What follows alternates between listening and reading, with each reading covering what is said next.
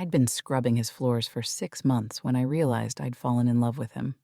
The thought came to me in the dark Montana morning, my hands wrapped around a coffee cup I'd poured from muscle memory. I'd set out 2 cups again. One for me, one for him. I'd been doing it for a week now, maybe longer. Old habits, I told myself. But I'd never had this habit before. The kitchen was cold in the December darkness.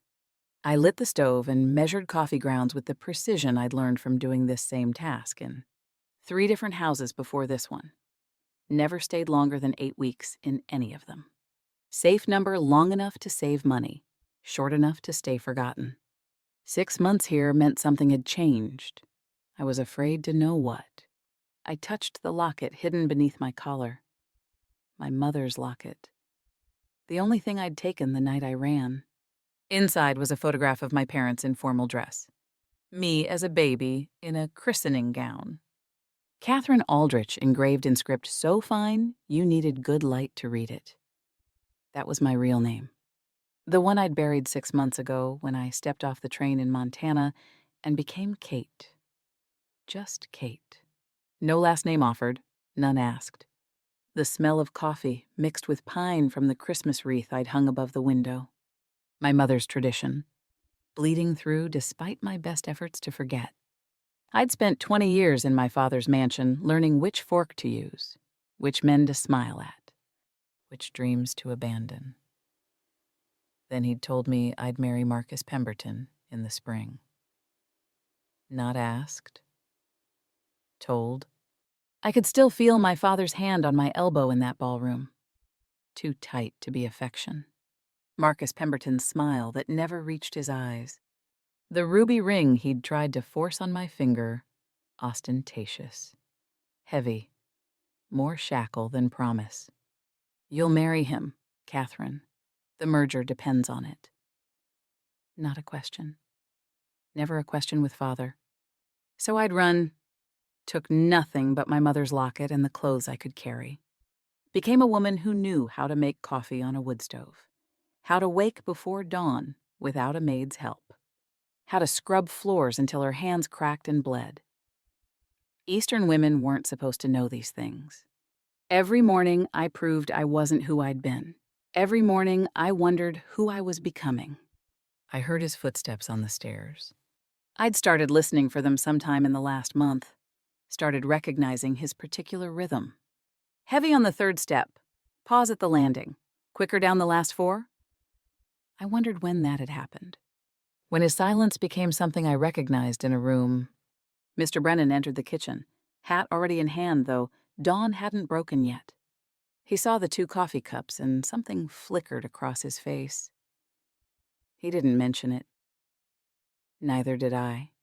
The space between acknowledgement and pretending stretched comfortable and terrifying between us. "Morning, Kate," he said. "Morning, Mr. Brennan. Coffee smells good. It's ready." He poured his own cup. That was like him never expected me to serve him. Even though I was paid to. He stood by the window, looking out at the darkness where his ranch waited for light. "It's Christmas Eve tomorrow," he said finally.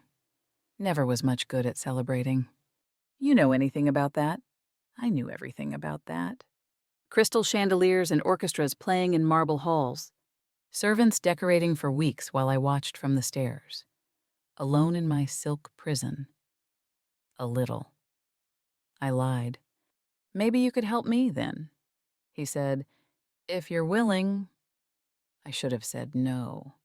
Should have kept the careful distance I'd maintained for 6 months. Should have remembered that getting close to people meant they could see you. Really see you. And I couldn't afford to be seen. "Yes," I said instead. "I could do that." He smiled. I'd made him smile perhaps a dozen times in 6 months. I'd counted every one. Though I'd never admit it.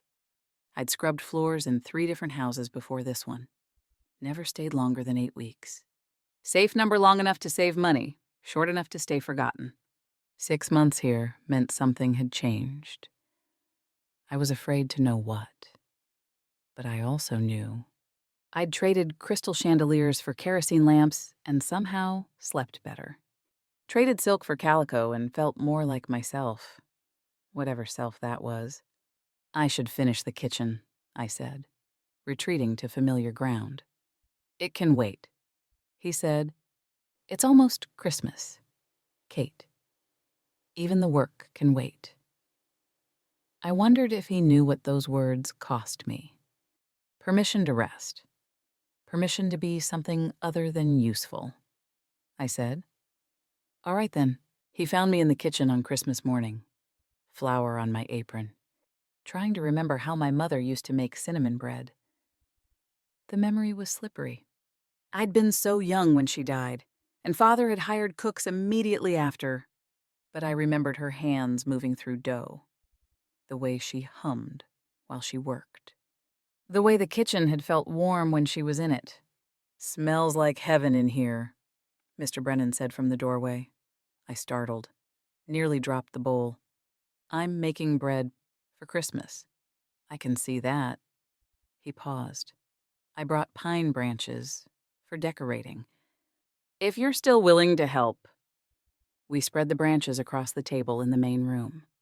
I started arranging them without thinking, muscle memory taking over. The European style my mother had preferred, the way she'd learned from her own mother. Fold the branches just so. Layer them to create depth. Weave in the ribbon at specific angles. I was halfway through before I realized what I'd done. He was watching my hands, not the decorations. You fold those ribbons like someone taught you proper, he said quietly. Not like someone who learned from watching. Panic rose in my throat. I'd revealed too much. Let my careful walls slip. My mother taught me, I said quickly. Before she died, we were poor, but she remembered better days. Not quite a lie. Mother had taught me. She had remembered better days her own childhood before she married into the Aldrich fortune. I was building a whole life out of half-truths. A house of cards and a Wyoming wind. I'm sorry, he said. About your mother? It was a long time ago. We worked in silence for a while. His hands were gentle with the decorations, careful not to break the dried oranges I'd strung on thread. I'd forgotten how pine smelled in winter. Not the cultivated hothouse versions from Father's party's real pine, sharp and clean. It smelled like truth. I was drowning in lies and breathing in honesty. My parents died when I was 20, he said suddenly. Built this ranch with my own hands after that. Sometimes I forget what family Christmases feel like. You're helping me remember. The irony cut deep. I was helping him remember what I was desperately trying to forget. I ran from something too. I said, the truth slipping out before I could stop it. Before I came here, figured as much. He didn't look at me. We've all got things we left behind. Aren't you curious what I'm running from? Nope. He set down a pine branch, met my eyes. Figure if you wanted to tell me, you would. Until then, it's your business. I'd spent 6 months invisible in this house. Suddenly he was seeing me so clearly, it hurt. By noon, we'd finished decorating. The room looked nothing like my father's mansion, no crystal, no gold leaf, no servants arranging perfection. Just pine and ribbon, and the two of us. It looked like home. We shared a simple meal at the table. Bread I'd made, cheese from town, coffee that had gone cold while we worked. He talked about his dreams for the ranch. Expanding the herd, maybe building a bigger barn, possibly hiring another hand come spring. Maybe having children someday, he said. Then looked embarrassed. Someone to leave it to. I realized he wasn't just talking to me. He was talking to me about a future that somehow included us both. The way he looked at me had changed. Not as the woman who cleaned his floors. As a woman. Period. I wanted him to see me. I was terrified he'd see too much. He had kind eyes. I'd noticed that the first week. What I hadn't let myself see was the loneliness in them. It matched mine. Two solitary people pretending we preferred it that way. The sun was setting purple over the mountains when he set down his coffee cup and turned to me fully. "Kate," he said, and my false name had never sounded more like a prayer. "I need to ask you something." He asked me to marry him as the sky turned purple over the mountains. "I know it's sudden," he said. His hands were shaking. I'd never seen his hands shake before. "I know you've got reasons to say no. Reasons for running. Same as me. But I never met anyone who made quiet feel less lonely." He paused, searching for words. "Marry me." Not because I was beautiful or refined or educated, because I made quiet feel less lonely. Because I was real. The word real nearly broke me. I should have confessed right then. Should have told him everything, the ballroom, the banker, the fortune I'd fled. Should have said, "You don't know me at all.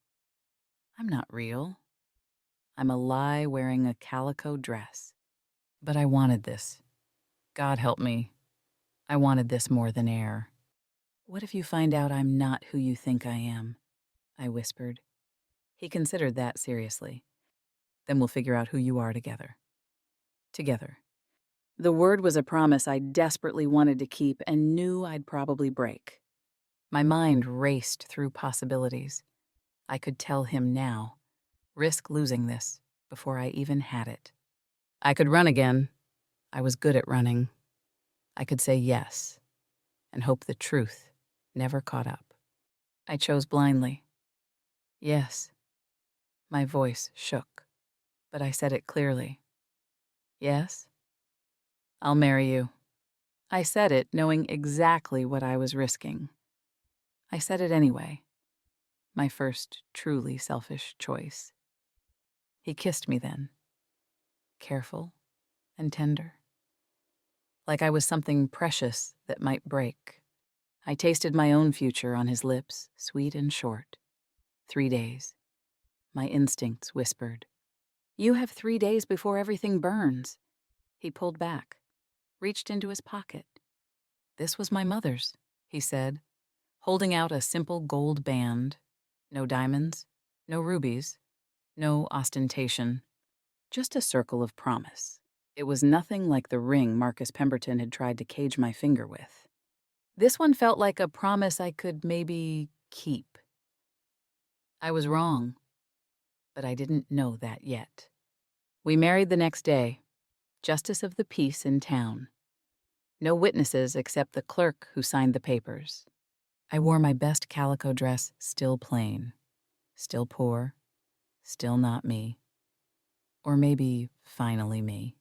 I couldn't tell anymore. "Mrs. Brennan." The justice said, I'd never heard my real married name spoken. Somewhere in my father's study. I was Mrs. Pemberton on paper, but I'd never been claimed like this. I moved my few possessions into his room that afternoon. One bag. Same as when I arrived. He helped me hang my spare dress in the wardrobe next to his shirts. "Not much space yet," he said. "But we'll get you more. Whatever you need." I had everything I needed. That was the problem. That night, he held me with a gentleness I'd never known. I'd never been touched with hands that asked instead of took. Never been seen as something other than an acquisition or a burden. After he fell asleep, I cried into my pillow. Kindness was harder to bear than cruelty ever was. We had 3 perfect days. 72 hours of pretending I could keep both lives, the one I'd fled and the one I'd found. He called me Mrs. Brennan, and I felt like a thief stealing someone else's happiness. We worked side by side, laughed over simple meals, lay tangled together in the dark. 3 perfect days. On the morning of the 4th day, I woke to the sound of horses. Expensive horses. The kind that pulled private carriages. The kind my father owned. I knew before I looked out the window. Time had run out. Being married to him was easier than I'd imagined, and harder than I could bear. The ease came from unexpected places. The way we moved around each other in the kitchen without speaking, each knowing where the other needed to be. The way he saved the warmest spot by the fire for me without mentioning it. The way I started humming while I worked, and he never asked me to stop. The hard part was the guilt. "You don't have to clean my boots anymore," he said on the second morning. "You're my wife now, not my servant." I didn't know what to do with idle hands. "What do wives do?"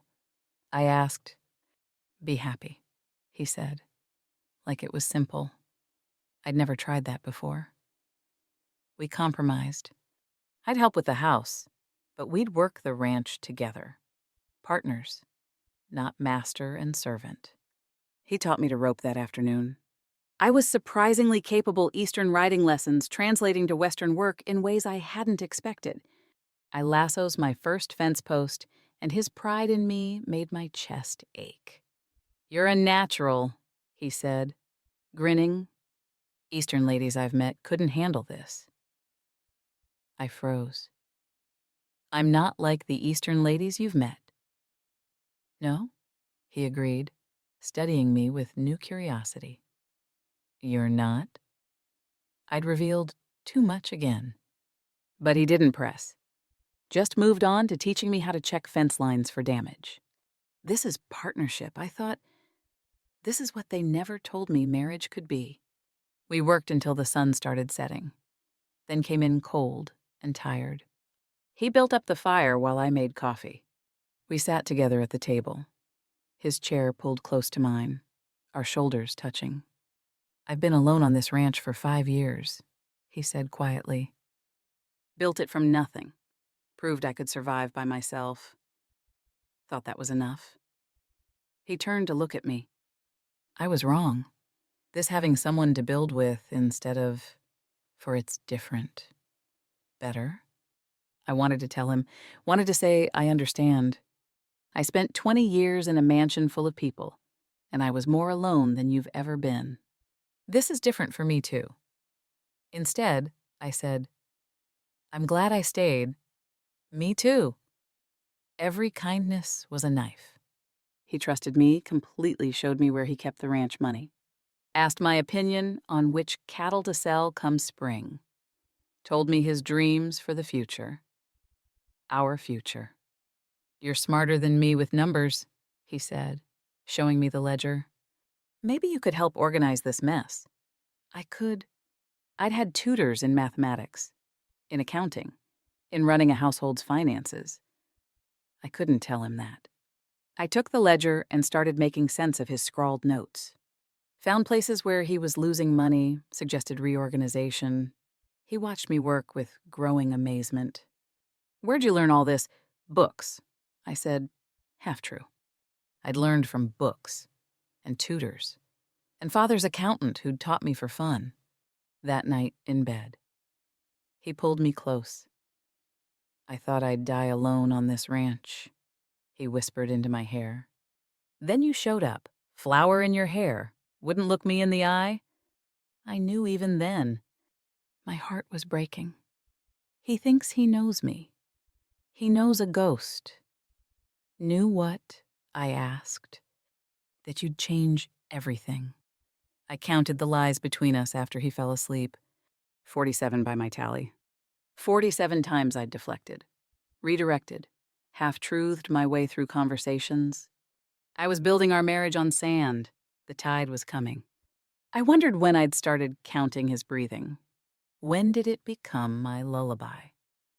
When did I start waking just to watch him sleep? I'd never been touched with. Gentleness before. Father's hands were controlling. Marcus's hands were possessive. His hands asked permission. Every single time.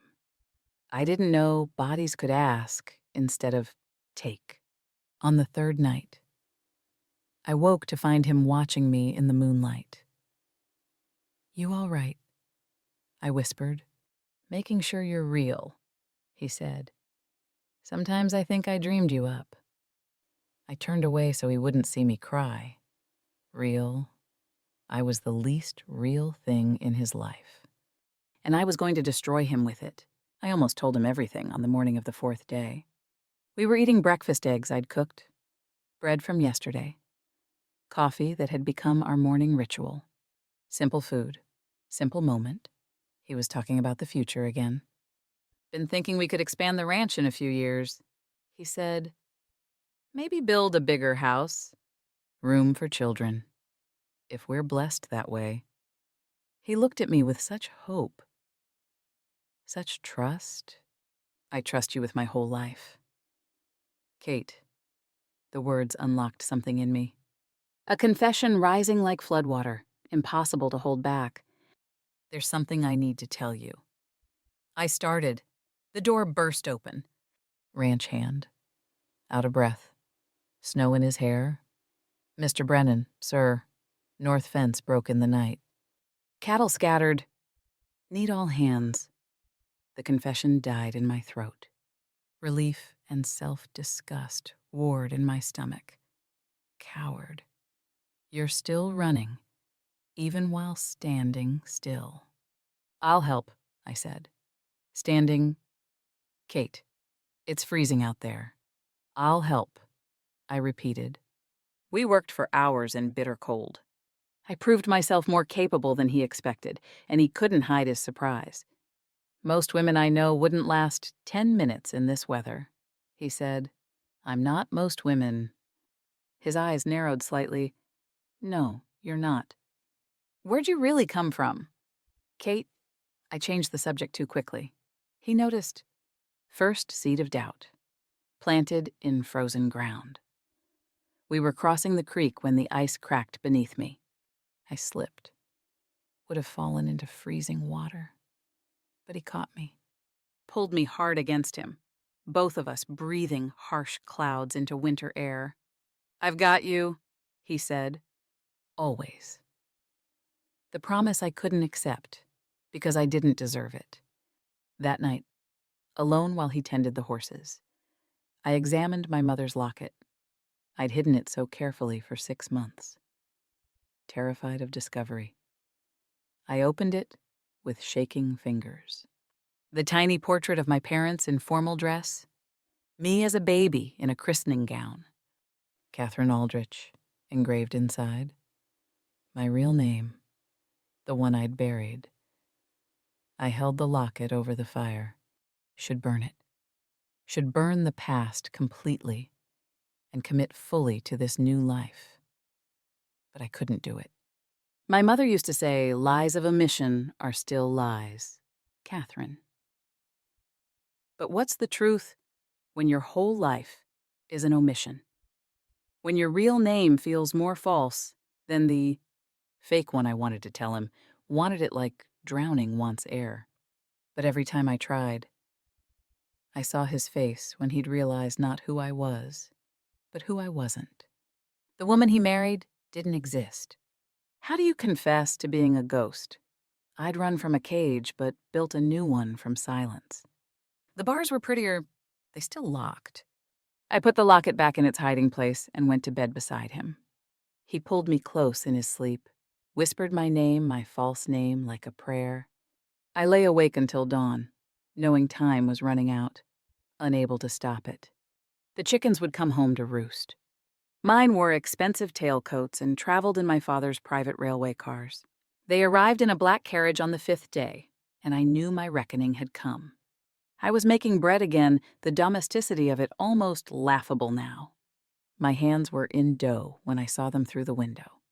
Black carriage, black horses. 2 men in suits that cost more than this ranch house. Pinkerton men, father's bloodhounds. I'd always known they'd come. I just thought I'd have more time. The dough slipped through my numb fingers. I couldn't move, couldn't breathe. Just watched them approach like executioners in expensive wool. They knocked. Formal, proper. Like they weren't here to destroy my life, Mr. Brennan answered. I heard him from the kitchen, heard the confusion in his voice. Help you, gentlemen. We're looking for Catherine Aldrich.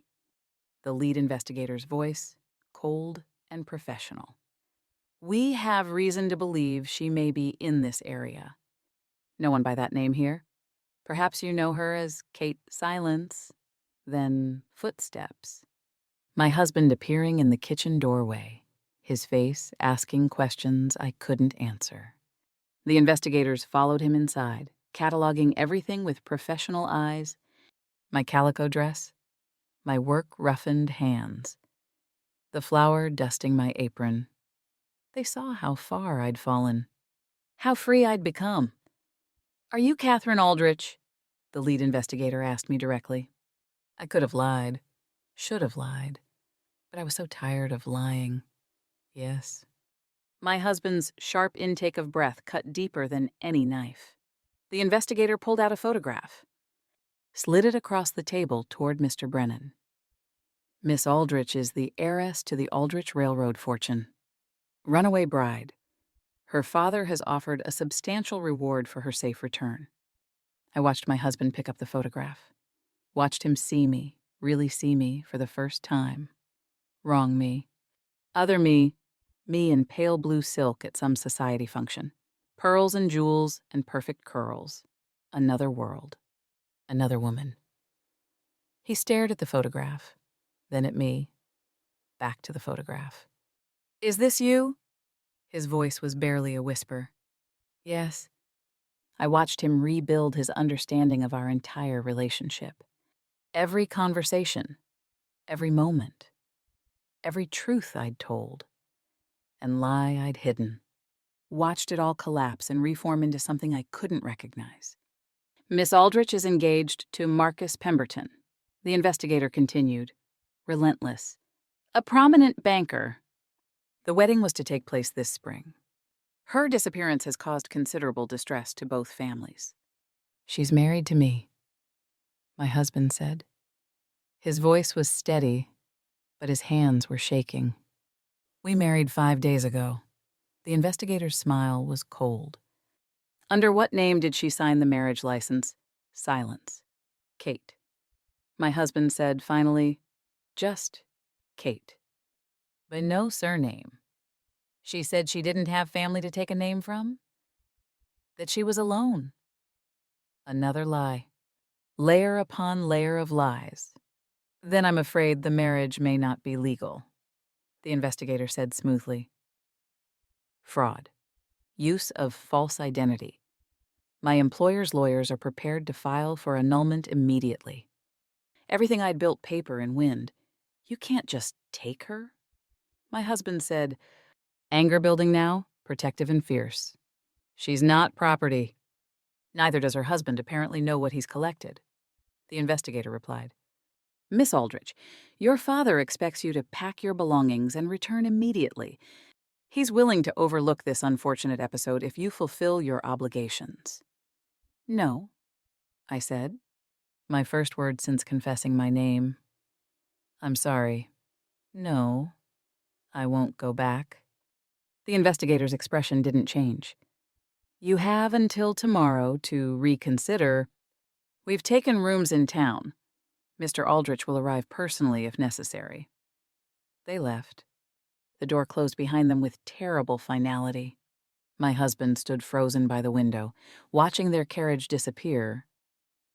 Didn't look at me. That was worse than anger. "We need to talk," he said finally, not angry. Careful, like I was made of glass. He wasn't sure he wanted to keep from breaking. That night, he slept in the spare room.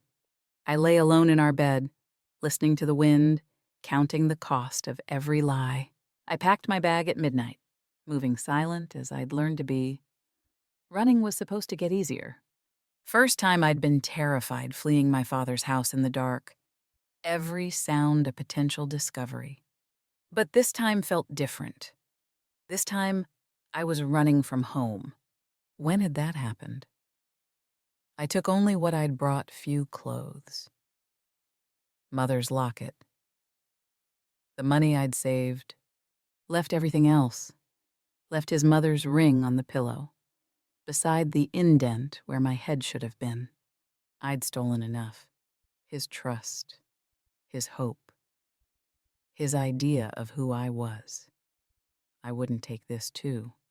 In the kitchen, I tried to write a goodbye letter. My hands shook so badly the words blurred. I'm sorry I lied. I'm sorry I stayed. I'm sorry I'm not sorry for loving you. You deserved someone real. I tried to be her. I failed. I stared at the words. Couldn't leave them. Couldn't give him even that truth. Where are you going? I spun around. He stood in the doorway, lamp in hand, eyes finding my bag immediately. My voice broke. I'm protecting you. From my father. From the scandal. From the lawyers who'll come. From me. The question shattered something inside me. From having to choose whether you want the woman I pretended to be or the one I actually am. He set down the lamp, pulled out a chair at the table, sat down heavily. Tell me, he said. All of it. The truth this time, so I did. I told him about the ballroom where Father announced my engagement without asking, about Marcus Pemberton's cruelty hidden under a gentleman's manners, the way he'd grabbed my wrist too hard. When I hesitated about the ring. The coldness in his eyes when he looked at me like I was a particularly fine horse he'd purchased. I told him about running. About 3 different towns, 3 different names, always moving before anyone could know me. I came west to disappear, I said. I stayed in your house because I was invisible here, and that felt safe. Then what happened? His voice was quiet. Then you saw me anyway. I was crying now. Couldn't stop. And I wanted that, more than safety. More than anything. He sat silent for a long time. Processing. Not simple forgiveness, real. Painful understanding. You lied about your name, he said finally. Yes. About your past? Yes. Longer silence. But not about your feelings. Never about that. I met his eyes. That was the only true thing I had left. He absorbed this. I watched him struggle, wanting to forgive, needing to hurt, caught between anger and understanding. I thought I knew you. He said, I did know you. But there's a whole part of you that's locked away. Hidden. I'll tell you everything, I promised desperately. Answer every question.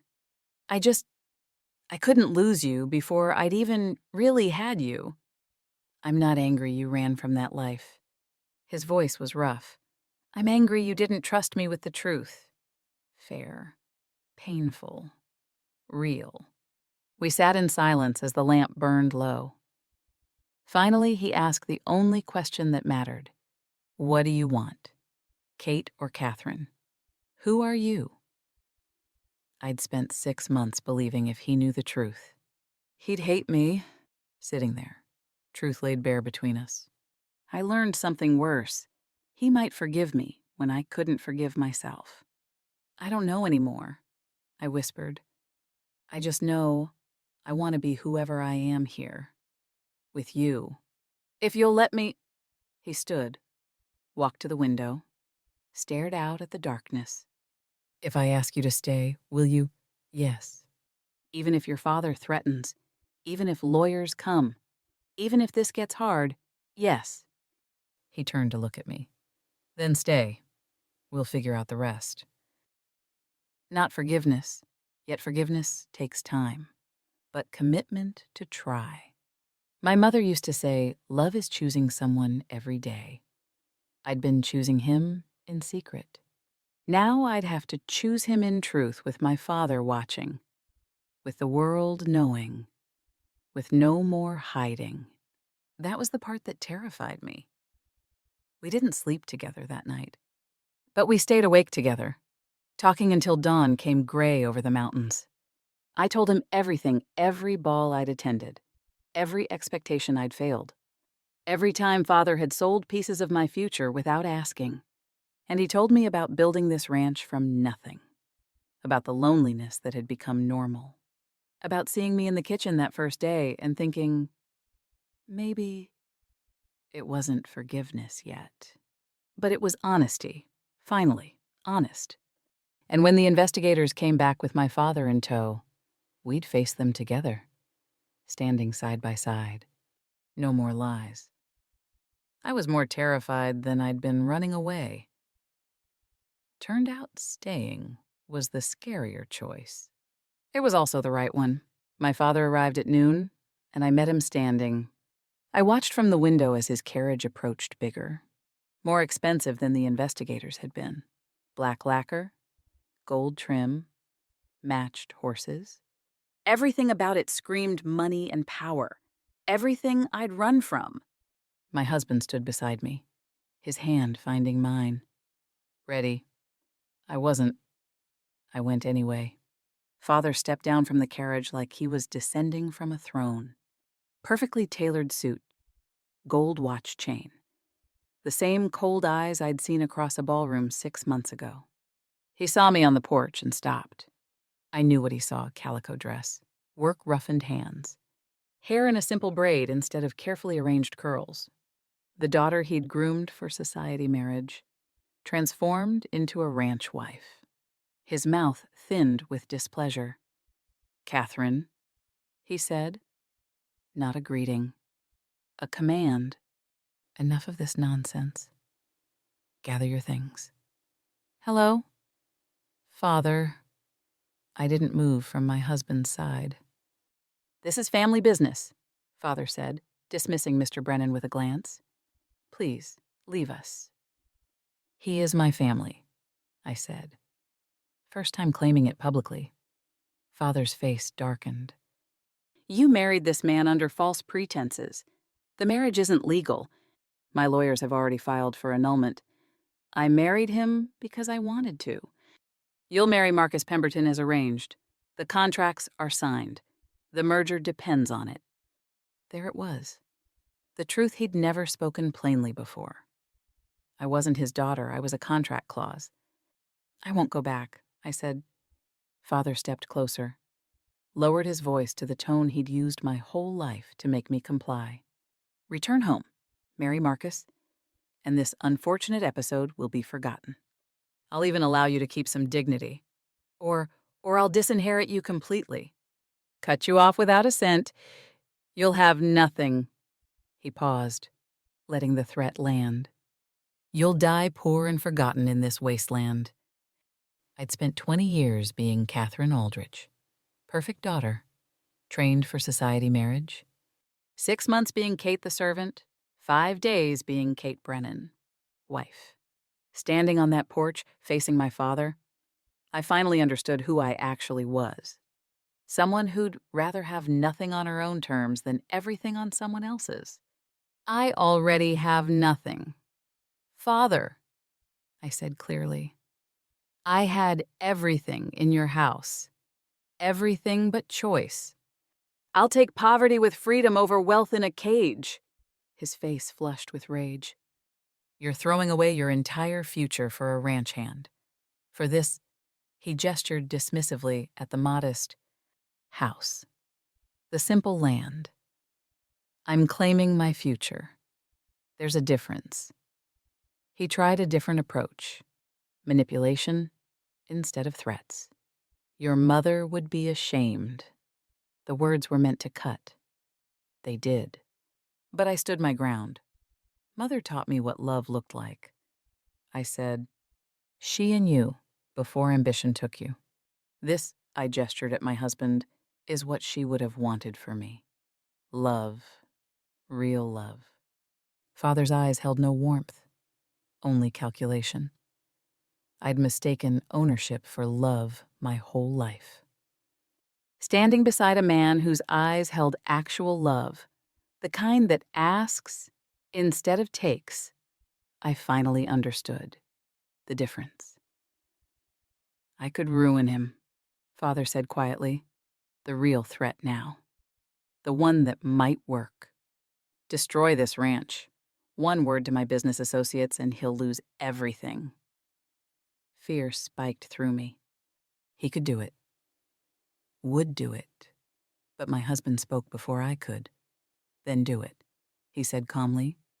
She's worth more than everything I could lose. Father stared at him with contempt. You have no idea what you're refusing. The fortune, the position, the life I could give her. I know exactly what I have. My husband said, Do you? The question hung in cold air. Father turned back to me. Last chance.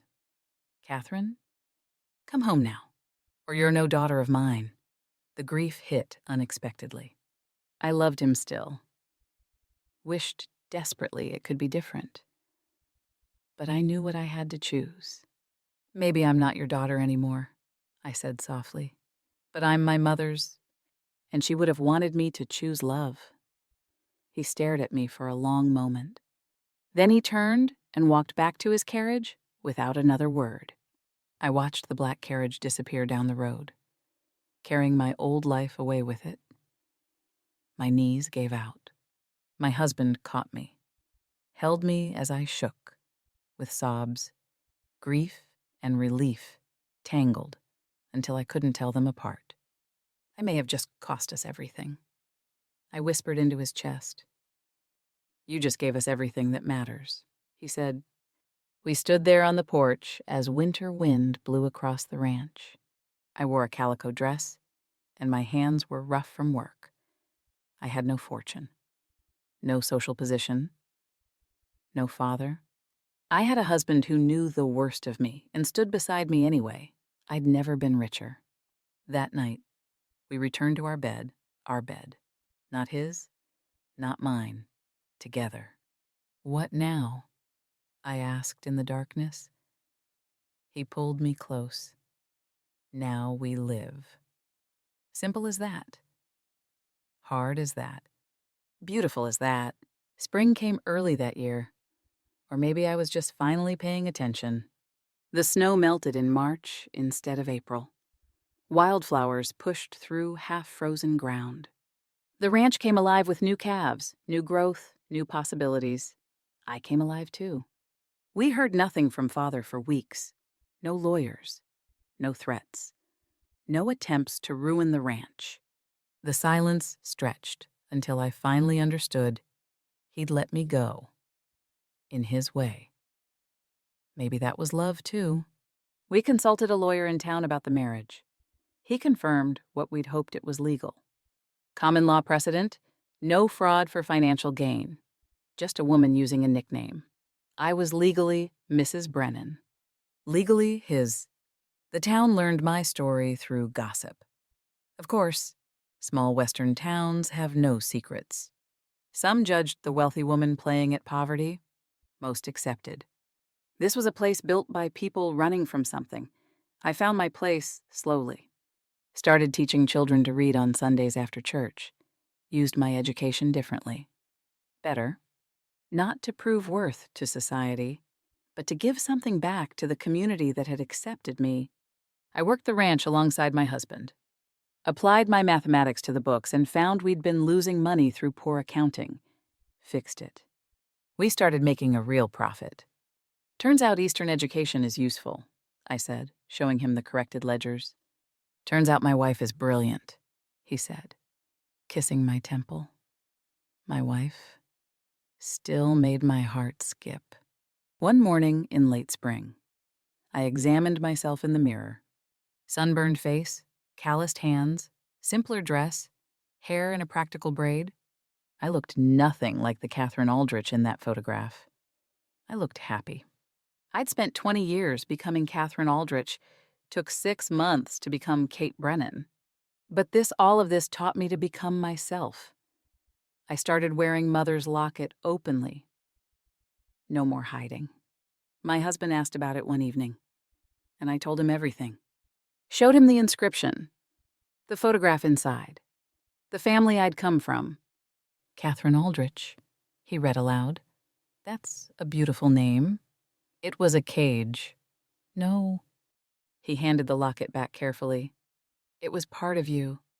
Not all of you, but part. Nothing wrong with keeping parts. I'd been trying to erase my past completely. He was teaching me to integrate it instead. By summer, I was pregnant. I discovered it on a hot July morning when the smell of coffee made me sick. My husband's joy was immediate, complete, overwhelming. A baby, he kept saying, like he couldn't believe it. Our baby. I'd always been told I'd have children to continue a dynasty. Never thought I'd have them because I wanted to build a family. We started planning an addition to the house.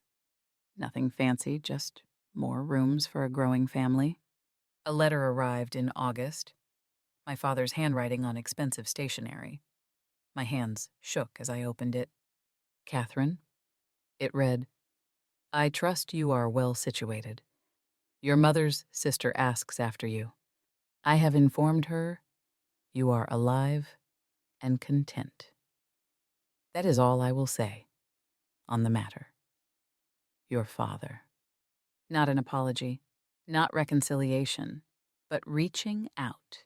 In his limited way, I wrote back, equally brief, Father, I am well, happier than I've ever been. The door is open if you wish to know your grandchild. Kate, some wounds heal, some scar. I was learning to live with both. I used to think freedom meant running. Turned out freedom meant standing still long enough to be seen. All of me, the parts I was proud of and the parts I'd hidden. That took more courage than midnight escapes ever did. Some mornings I woke up and forgot which life was real, the silk one or the calico one. Then I'd feel his arm around me and remember they both were. I was Catherine, who became Kate, who became myself. All of it true. We sat on the porch at sunset. His arm around me, my hand on my still flat stomach, where our child grew. The ranch spread before us, modest, honest, ours. You happy? Mrs. Brennan, he asked. I'd been asked that question 1,000 times in my old life, expected to answer yes, regardless of truth. This time, the truth was easy. I didn't know I could be, I said. He kissed my temple, gentle and sure. I'd woken up a servant on Christmas morning, by sunset. I was his wife. But the real miracle by spring, I'd become myself. That was worth everything I'd given up, worth everything I'd found, worth the courage it took to stay. If I could tell my younger self anything that girl in the ballroom, terrified and trapped, I'd say, run. But know that eventually you'll have to stop running and start building. That's where life actually begins. The sun set over the mountains, painting the sky purple and gold. My husband's hand found mine. Our child grew beneath my heart. I'd spent so long protecting my heart. I'd forgotten hearts were meant to be used. Mine was finally, completely, joyfully used.